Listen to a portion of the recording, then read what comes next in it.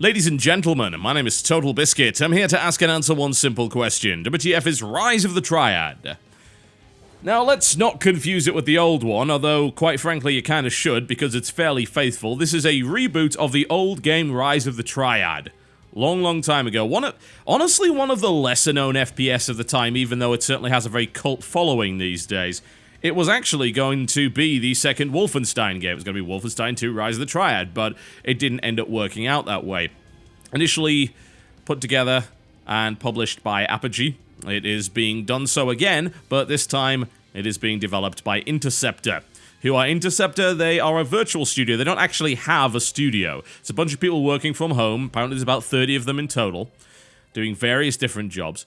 And they initially started by trying to do a reboot of Duke Nukem 3D using a non-commercial license. And this was allowed for a while, and then Gearbox basically turned around and said, no, you can't release that. And now apparently they're saying they can release it, so I wonder if we will actually end up seeing that. There's definitely a possibility of it. But in the meantime, they decided, hey, alright, let's make Rise of the Triad. Let's actually get the license to do the damn thing, and let's go. Yeah, we'll see. So, what's it all about? Well, this is an old-school shooter, but in many ways isn't actually like the stuff that you perhaps remember, like Quake, like Duke Nukem 3D, like Doom and Hexen and Heretic and so on and so forth. It does have a lot of its own unique stuff. It definitely wasn't really a clone of anything, which is in itself quite interesting. Behold the Excalibur, by the way. Yes, that is one of the many rather strange weapons available in this game. So let's have a look at the options menu. Now, you're not going to see a lot here because most of it's done through a launcher. And there are a lot of customizable options in the launcher. The important stuff here, as you will see, includes field of view, which defaults to 90. You can go all the way up to 120 if you so desire. 90 for me is absolutely fine. So that works. So, a bunch of different basic stuff here, including HUD scale, which is always nice to have, separate audio sliders, as well as classic mode. You can change the music to the old Rise of the Triad music. Sounds something like this. Yeah. And it almost tempts me to keep it that way, but a lot of the redone music in this game is actually very good, so I'll let it slide on that one. Controls, of course, can be fully rebound, and you can have inverted mouse on or off, mess with your mouse sensitivity if you so desire. And gamepad, not that you would ever want to really do that. That seems kind of ridiculous. This is LAN name. It shouldn't really matter. I believe it pulls from Steam, but the multiplayer does have a DRM-free version that's being sold on GOG that will also allow you to play multiplayer with everybody else. So if you want it on Steam, that's fine, but if you want DRM-free, the multiplayer system all kind of goes through this one central point. It's not actually Steamworks, so that's an advantage to some people. Anyway, I should probably turn it back onto the normal sound mode. So single player and multiplayer modes. It's a full single player episode-based campaign here. That doesn't mean that it's being released in episodes. It's the classic style of episodes like Doom, you remember? Knee Deep in the Dead and so on and so forth. And then you've got multiplayer, which consists of a variety of different modes. And then you have the leaderboard. The way that this game works in the single player is it divides the levels up into sub-episodes, and you are scored based on how well you did there. There's also various awards that are available there. And depending on your speed, and depending on what secrets you get, and all the coins you pick up, then you end up on a leaderboard ranking. So there's definitely a lot of support for speed running and things like that. Also, mod support, as you might imagine, is in the game, and level editing is available too. So we're going to look at the single player, then we'll try and dip in the multiplayer as well. Let's get started, shall we? I'm going to go into episode 2 here. I have beaten episode 1, although I haven't collected all the secrets, as you can see there. This is episode 2. Starts with Into the Castle. And we'll go from wall to wall, I think. There we go. Actually, we'll start with Into the Fray. Why not? Seems like a good idea, because then I can show you kind of more of the open areas. Since I'm already familiar with that level, I shouldn't get horribly stuck on navigating it. 4 difficulty levels. Every one of these is actually kind of hard. Easy, of course, you know, is palatable to a lot of people. Normal, hard, and ludicrous. I'll probably show you ludicrous at some point. Should we do it now? Yeah, why not? I'm going to start on ludicrous and then immediately run away from it and show you normal instead. It seems sensible. Now, you might notice there's 5 characters here. This is very much like the original Rise of the Triad. It had 5 characters, which is very unusual. And each of these characters has different stats. This one, slowest speed, highest endurance. All the way down to, I believe, is it Lorelli? Yeah, Lorelli's the fastest, and she has the lowest endurance. And as you can see, you know, it kind of changes through there. These characters all have different voices as well. I did find that this particular character was very annoying. The voice acting in this game is let's just say, somewhat low budget. And I find this character perhaps the most palatable alongside Taradino as well. So we shall start with Doug. We're going to go on ludicrous mode. I'm going to last about 5 seconds here, as most likely. Alright, let's rock and roll, shall we? Now, if I recall correctly, there's a rocket launcher in this room, so we're going to grab that first. So, welcome to Rise of the Triad. You're about to get horribly murdered because this game is rock hard. Now, in Rise of the Triad, and this was applicable to the original as well, you ended up in a world where you had infinite bullets, but you could carry one rocket weapon at any given time. You can also carry a magic weapon, so stuff like the Excalibur and the Dark Staff are available in later levels, and you can carry them around as well. So in this case, I have myself a rocket launcher, but if I pick up a different kind of rocket launcher, like this one, which thankfully is extremely fun because it does this. Yes, indeed. You can stop the screaming now. Thank you very much. That's quite enough. There we go. You can only carry one at a time, and you've got to swap them around. You can carry all the bullet weapons. There aren't that many bullet weapons, really. There's the pistol, the akimbo pistols, and the MP40, and that's it. That's just like the original game. There we go. We'll finish them off, I think. Very, very nice. This courtyard bit hasn't been too difficult yet, but I have a feeling things are about to get bonkers if I'm not careful. Hidden behind there, we will find ourselves another rocket launcher. Very nice. That's what I like to see. So, the actual ammo management in this game compared to something like Doom is a little bit strange because you're constantly going to be finding rocket-based weapons if you know where to look, but you're not going to be able to carry them all around with you all the time, which is not what you would expect from a game like this at all. That is a thing that's just kind of unique to Rise of the Triad in the first place. I'll grab this. There we go. A little bit of health, and then we can get our way through here. Pieces. So it's an unusual system, but it is very faithful to the original Rise of the Triad, so that's what was in there. Is it a good system? Well, I think maybe I prefer the Duke Nukem and Shadow Warrior system, whereby you can find all the guns, you can carry all the guns, but finding ammo for them is the challenging thing. Here, ammo is less of a factor. It's more about just finding a weapon that works for that particular situation. You might think, oh, you can just grab any rocket weapon. Actually, no, there's plenty of indoor sections where some weapons, like, say, the dual rocket or the drunk missile, are completely and totally useless. They will kill you more than they will kill the enemy. The explosion radius is just ridiculous, so using the bullet-based weapons is definitely useful. The weird thing is they actually put reload animations into the game, and then I rapidly realized that you have infinite ammo, so it doesn't matter. It's like, oh, right. It's a, a nice little feature in there. Now, before I go on and talk about the rest of the gameplay, I would like to talk about maybe the biggest bugbear and the biggest problem that I have with Rise of the Triad 2013, and that's the performance. This game is not well optimized at all. I get very similar performance on low as when I go on ludicrous, and it varies wildly, hugely. I've had on the boss level at the end of episode 1, it go below 30 FPS, which is just ridiculous, and then other areas like 250. Now, the game doesn't look good enough to justify that, I'm afraid. You know my specs. I've also tried it with SLI on and off, and it's made no difference at all. And there are many people complaining about performance issues with this game, which is really unfortunate. Now, I spoke to Interceptor to ask, oh, what's up with this? And they said, well, we are going to work on that, and our first patch is going to be all optimization. Now, I'm going to say this time and again, if you weren't ready to release your game, you probably shouldn't have. If you're an independent studio, essentially, I think you can kind of wait and see what you can do there. Maybe there is a limit to how much optimization you can do with a small team. They were saying they only had 2 coders, which is kind of crazy when you think about it. Maybe there's a limit to what you can anticipate with only limited setups, but really, the performance of the game is kind of unacceptable. For the most part, it's playable, but I like a fast 60 FPS experience. I prefer a fast 120 FPS experience, where I can get it. That was pathetic. But in this case, I don't often get that. Right now, I'm floating around 60. I had it dip below 50, especially when there's a lot of Gibbs on the screen, and then I go into other areas. Now it's at 90, there are other areas where it's up to 200, and then there are some of the larger open areas that are below that. The really big problem comes into play on some of the multiplayer maps where that actually kicks in as well. Dipping below 60 in multiplayer is definitely not acceptable. You can get away with it a little bit in single player, but not here. So that's the biggest caveat that I currently have about it. There are some other complaints, and these I think are going to be pretty subjective to a lot of people. Some people are going to be okay with it, some people won't be.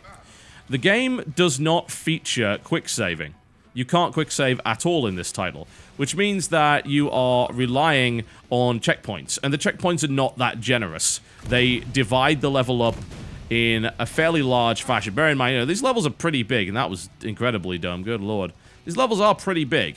So you can end up, especially going through a section with a lot of traps, just getting caught in the last trap and having to redo the whole damn thing again multiple times, which I don't think is a particularly fun way of doing things.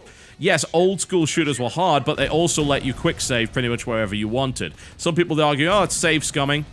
That's not good. We shouldn't actually allow that. And that's Interceptor's opinion on it as well.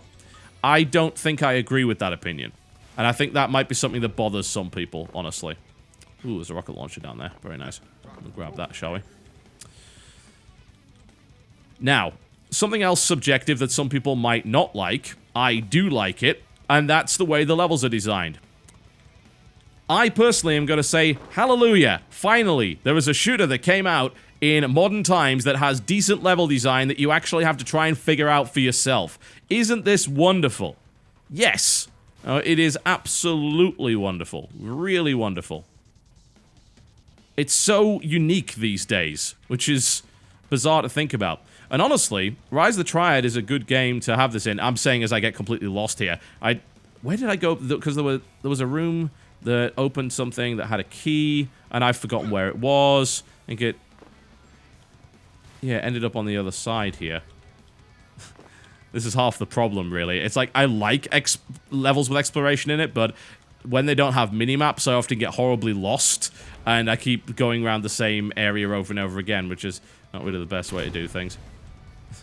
There we go. Roast up some of that. Yes, you can shoot the health packs in this game to cook them to gain double health from them. What a crazy idea that is. It's really cool. Anyway. Level design, very complex, very trap-ridden, which you don't often see in games from that era.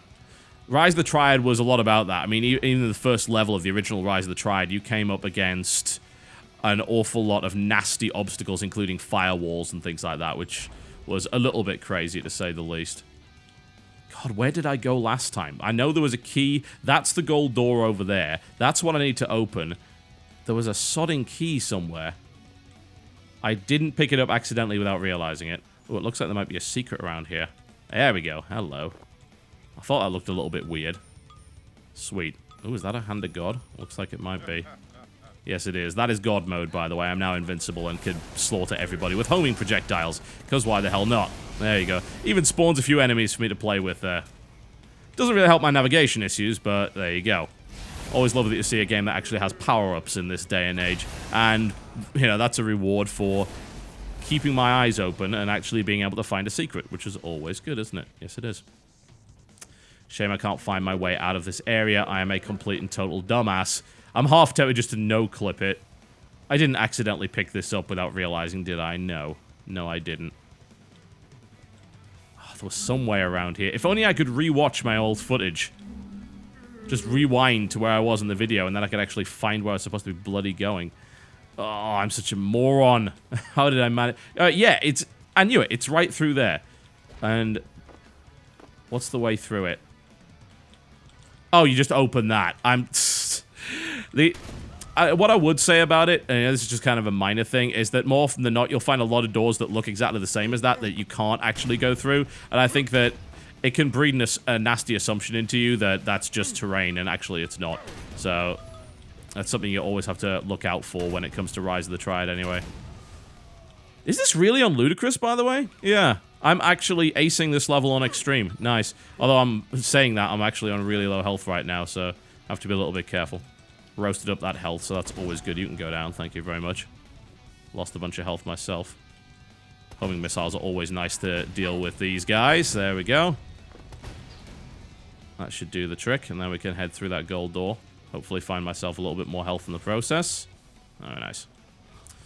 But yeah, the level design is just actually fantastic. There's so many crazy corridors and nooks and crannies to explore. It rewards exploration. I would have liked a a map that I could bring up, like Doom, for instance. I think that would have helped a little bit.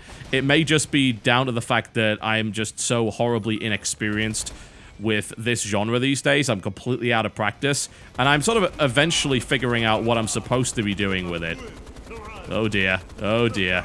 This is not good. My frame rate's actually dropping down to about 40 here, by the way, so that's kind of a really big example of how this just clearly is not well optimized. This is not going to go well. Unfortunately, it seems like I've met up with a boss that I'm having problems with because I happen to be on extreme difficulty. Not great. I wonder if I can just kind of avoid him entirely. Maybe I can. There we go. He's probably going to chase me, but at least I found myself a bazooka. Might be helpful. Maybe, maybe not. Oh, Jesus. Where'd he go? It doesn't matter. And I have a feeling this is going to restart this entire bit again, isn't it? Yep, pretty much. That's the save system in action. What about the combat? We should talk about that, shouldn't we? Now, the bullets do not feel that interesting. Like, the bullet weapons don't feel that entertaining. The rocket weapons are almost always entertaining. I think that's the best thing that you can really point at there. They could have maybe done a little bit of work in terms of making using the bullet weapons be a little bit more interesting and entertaining. You know, just holding the button down with this thing is not that great. The pistols don't feel all that great either. Maybe they could have tossed in a couple more bullet weapons. I know they're trying to be faithful to the original, but really, there's nothing wrong with doing that. Toss a couple of extra weapons in for good measure, so you've got a little bit more choice when it comes to using your bullet weapons. Most of the time, you will be using rocket weapons, but even then, I think it would have been nice. The rocket weapons, on the other hand, are just supremely hilarious in almost every respect. They are completely over the top, as are the gibs in this game. It is possible to get someone's eyes on your face. Ludicrous gibs are indeed a thing. People's bodies just fly into the air with pieces falling off them, spraying blood everywhere in a hilariously retro fashion. It's really fun. It is absolutely fantastic. It's an ultra-violent spectacle to behold. And I'm so happy that this actually exists.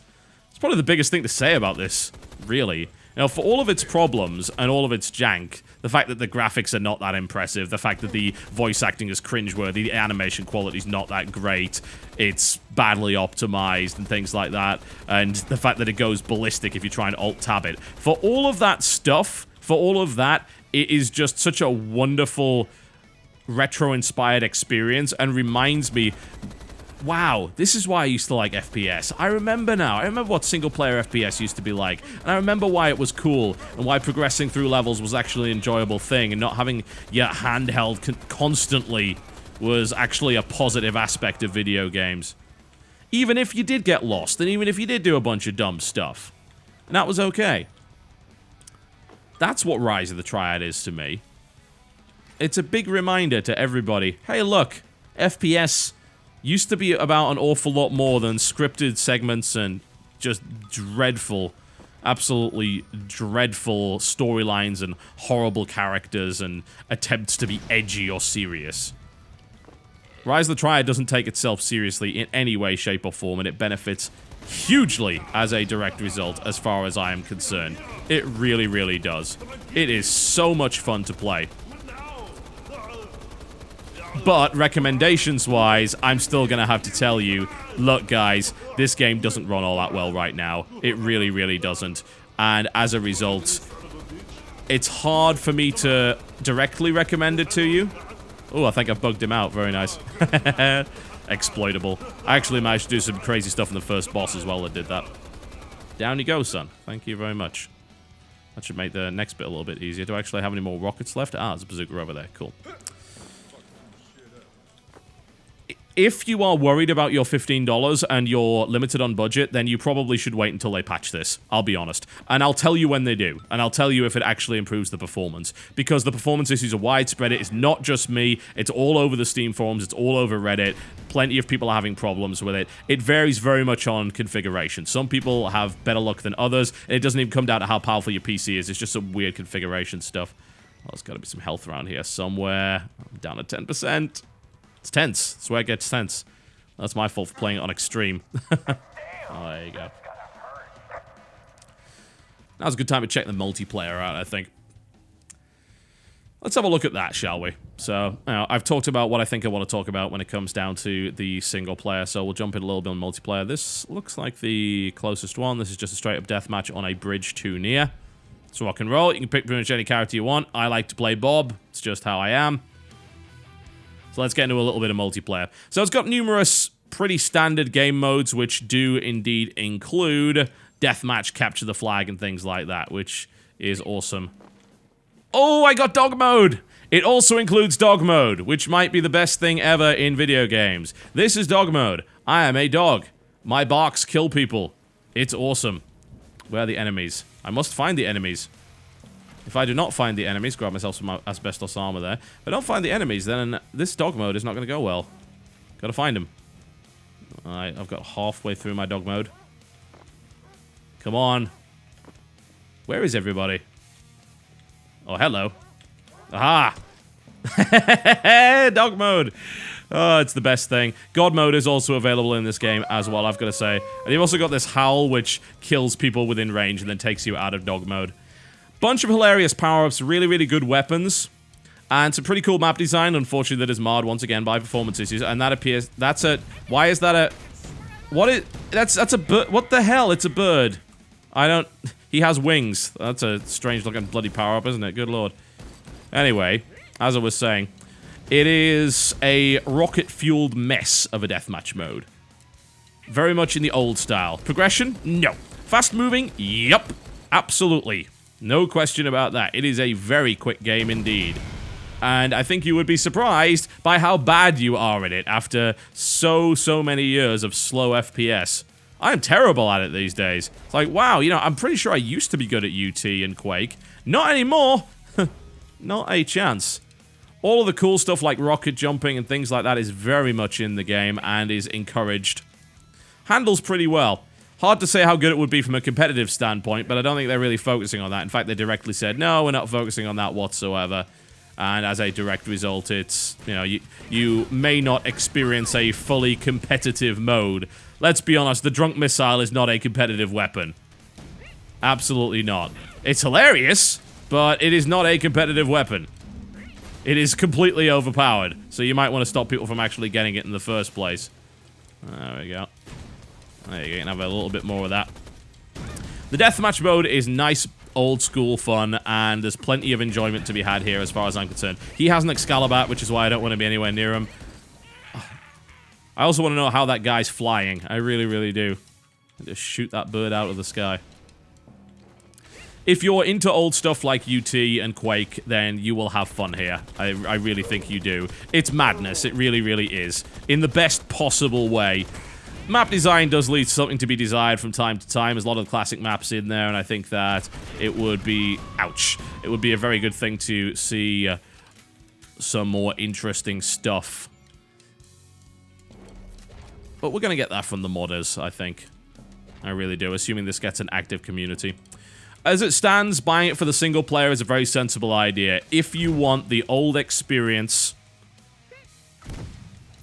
the way that FPS used to be, Interceptor has succeeded in doing that. They have managed it.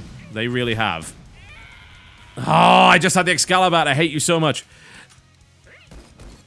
But it is still a mess, yeah? It is a glorious, janky mess. And I think that it does need a little bit of fixing, honestly. I can get over the jank, I can get over the low texture quality, I can get over the bad voice acting and things like that. I get over all of that stuff, that's fine. But what I can't get over is the buggy nature of the game and the optimization problems. I can't get over that stuff. That's a genuine problem that you cannot excuse.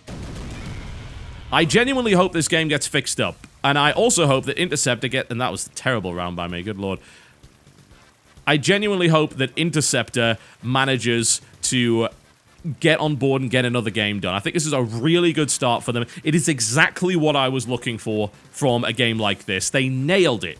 in terms of how great the single-player campaign is for those of us who love the old style of first-person shooters. And frankly, there aren't enough of those these days. There aren't. You don't have that many choices. If you did, this wouldn't be such a big deal. The fact of the matter is you don't have that many choices if you want to get an old-school shooter. It's really cool that they brought this bang up to date. I'm hoping they get to bring their Duke Nukem 3D version out as well, and then they get to work on something else. And of course, there is also Shadow Warrior that's being worked on right now as well. God damn, what a wonderful, wonderful thing. That bird sucks. I hope he dies a horrible, painful death.